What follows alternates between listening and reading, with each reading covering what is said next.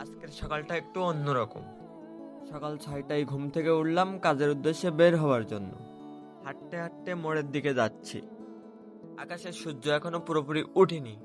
তার পাশটা একদম শান্ত, নীরব সকাল আর ঠান্ডা বাতাসে অন্যরকম এক অনুভূতি। সকালের হিমেল হাওয়া সত্যি মুগ্ধ করেছে। সবুজ মাঠের সৌন্দর্য দেখলেই মনে শান্তি চলে আসে। উপভোগ করতে করতে যাচ্ছি মোড়ের দিকে। মোড়ে পৌঁছায় চারিপাশটা একটু ঘুরে দেখলাম। সকালে হাঁটাচলা করতে ভালোই লাগে। মোড়ে বসে পোলাপান আসার অপেক্ষা করছি, কিন্তু আজকে আসতে একটু দেরি করছে। তাই ভাবলাম হাঁটতে হাঁটতে ইটভাঙা মেশিনের পাশে গিয়ে দেখি কোনো সমস্যা আছে কি না। মেশিনের চারিপাশটা সুন্দর করে দেখলাম, একটা একটা করে সবকিছু চেক করলাম। ইট ভাঙার পাটা, ব্যারিং সবকিছু ঠিক আছে কিনা ভালোভাবে চেক করে নিলাম। এখানেই ভিডিও শেষ করলাম। দেখা হবে নতুন কোনো ভিডিওতে। আল্লাহ হাফেজ।